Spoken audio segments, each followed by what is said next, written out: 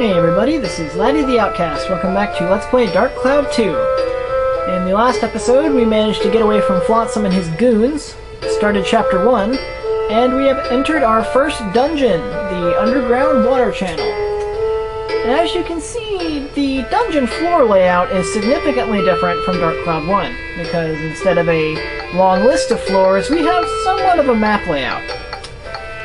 Now, there's a couple of commands you can do while you're on the floor selection screen, like this. If you press X, you'll go into the floor information that tells you what, general info about the floor. You press either circle or square, you will go back to the entrance. And if you press triangle, you can save your game. You can actually save in dungeons now, which is really nice. But I already saved between videos, so let's head right on in. Now here on the floor information, you're going to see a few things. The first thing you'll see is the episode name for the floor. This one doesn't particularly do anything, but generally, the name of a floor's episode will give you some kind of hint as to what monsters you're going to encounter there. Below that, you have little mini quests, like time limit to defeat all monsters, clear everything without healing, and so on and so forth. What these do is if you complete these and meet these criteria, you will gain medals, which you can use to trade with a certain NPC to get some pretty rare stuff. But I'll go over that, in detail later. Anyway, let's get started.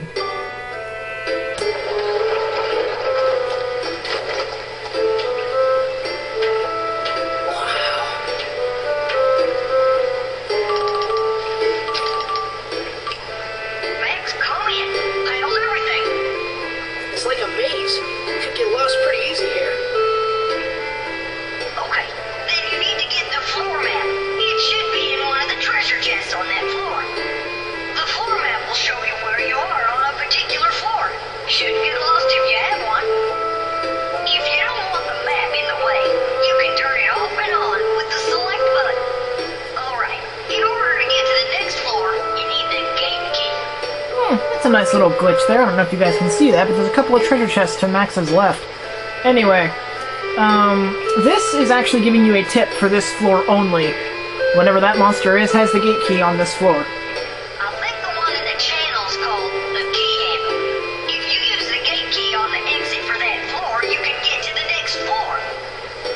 Just keep doing that and you can get to the end of any dungeon. Got it, Max? Roger, Donnie. I'll give it a try.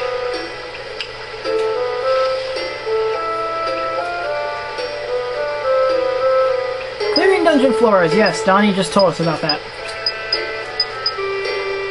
Anyway, like Dark Cloud 1, the floor maps are randomly generated, so even if you have the map for a particular floor, if you leave and come back to it, it will be a completely different layout. I believe there are a few that have repeat layouts, but there's not many. Alright, I'm going to explain a few things about the actual map. That green arrow is where you are. The green rectangle is the entrance. I don't know if you can see it, but there's a red dot on the mini-map. Red dots indicate enemies, which in this case is a clown. I'm just going to go ahead and say this right now. I've played this game enough that I know the attack pattern of every common enemy, including these guys. Now, what's unique about clowns is that unlike most enemies, they have an extreme aggro range. Like, if you get within a certain distance of them, they'll come charging at you, which is really annoying. But they only appear in this area. Now, the clowns have two attacks, both of which are blockable. See here, he's doing his 1-2 stab.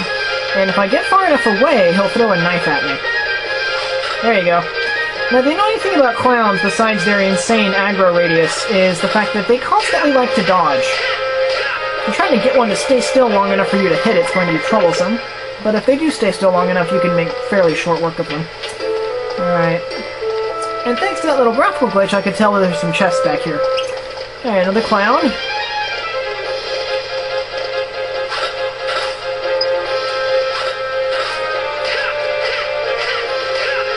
Sorry I had to skip over that, I was busy trying to kill this clown.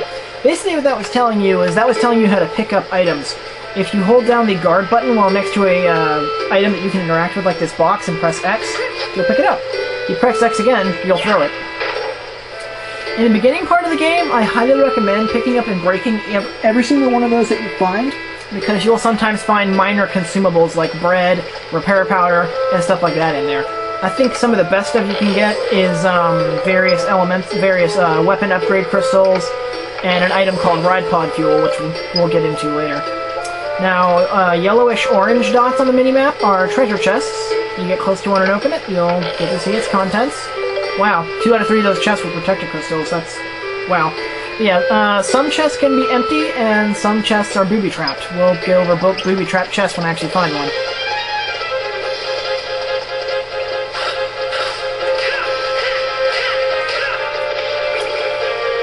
Yeah, a whole bunch of clowns down here. Might as well go ahead and explain this about the enemy's heads-up display there. At the top is the enemy's name, Clown. At the very bottom, that orange bar is the enemy's health bar, and between the two, you'll notice those red ticks. Those are actually the enemy's rage meter. You notice how it loses 1 tick every time I hit it, regardless of damage done. If all of those ticks go away, the enemy will enter what is known as rage mode, or its angry state, where I don't know exactly how much of a boost it gets, but its attack power skyrockets. And there are some enemies that have a lot of patience, and some enemies that get angry at you very, very quickly. I think the lowest anger chip value is 3 ticks. And the most covers the entire bar.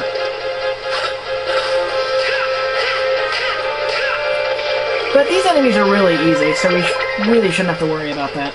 And so far I've seen nothing but clowns. Nothing in that. Ah, here's a new enemy, Froggy. Just a little frog that bounces around. This enemy has 2 attacks. You cannot block either of them, which makes no sense, considering you can block a razor-sharp knife that is intended to make you bleed, yet getting kicked by the frog's webbed foot, you can't block it. But it has 2 attacks. It has an attack where it'll jump in the air and do a 1-2 kick, or it'll stand on the ground and spit a glob of poison at you, neither of which you can block. Now, the best way to fight them is, if they're in a group like this, get one of their attention, and hold a charge attack until it gets close. Knock it down, get a little close, and just combo it to death. If you get too close, you'll do a kick. Alright, I got a level up, sweet. I might go over this in this episode, I don't know. I kinda want to clear this floor. Sorry, this episode's really tutorial-ridden, it's still early in the game.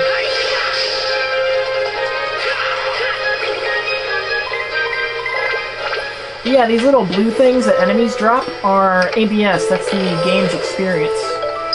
Alright. And leveling up weapons in this game is vastly different from Dark Cloud 1. Like I said, I'll probably go over that in the next episode because I really want to clear this floor.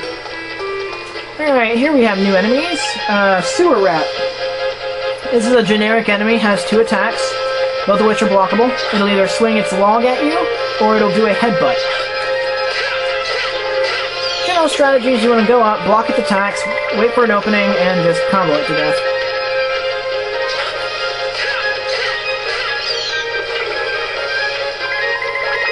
Alright, we got the gate key.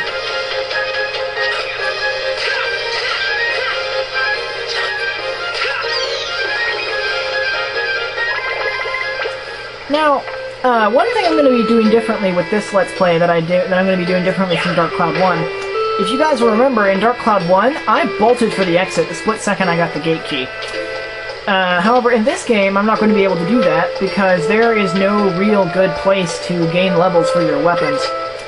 So it's better if you just kill all the monsters on the floor and then move on.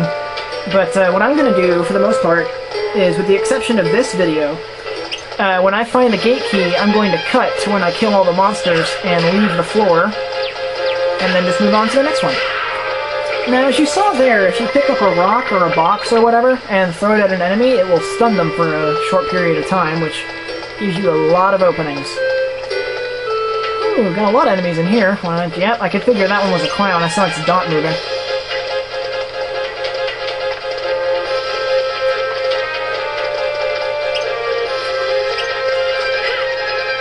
No closer. Oh wow, I didn't expect that to work.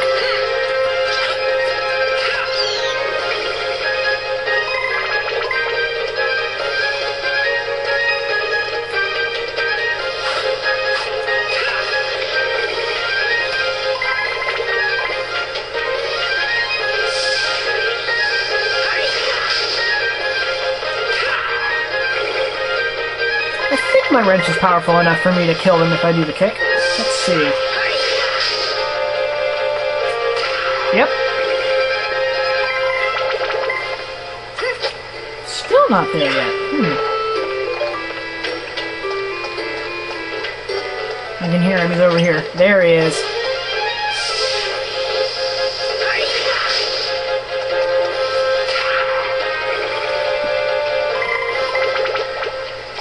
Alright, hopefully this is the last enemy.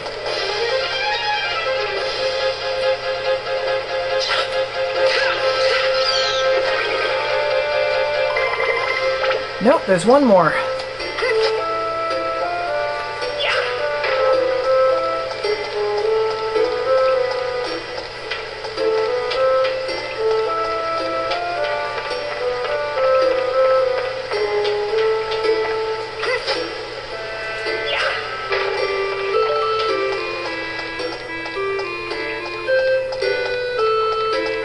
Ah, I know where it is. Okay, so I have to open these chests.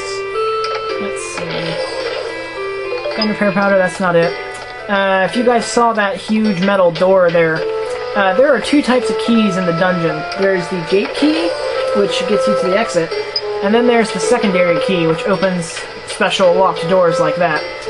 Let's see. Well, gun repair powder, which by process of elimination means you're the secondary key.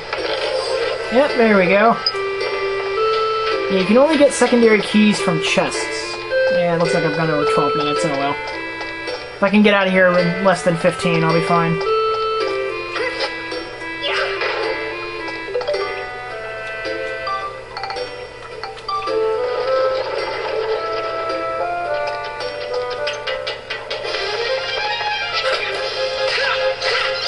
There we go. That should be all of them. Yep. Alright. That takes care of you guys. Like I said earlier, generally what I'm going to do is find the gate key and then cut to that all monsters defeated thing. With the exception of it's the last monster I kill. But, alright. Nice thing about this game is, one of the reasons I like it so much. For me, it's almost everything about this game is perfect, but the music really makes the game. This track right here in particular only plays in certain circumstances, mainly when you kill all the monsters or do something that is not combat involved. But anyway, let's get to the exit. We're running a little long on today's video.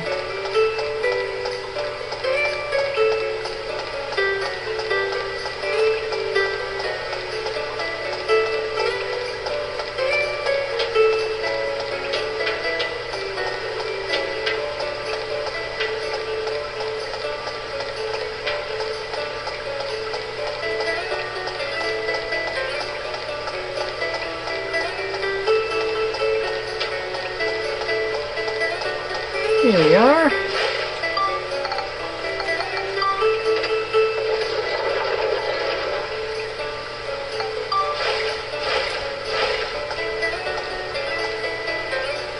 Alright, we got finished without healing. We got a medal. I pressed on, deeper into the underground channel. Ah, crap, I forgot this was here. I'll do this in the next episode, alright? I'm Lad of the Outcast, and I'll see you guys later.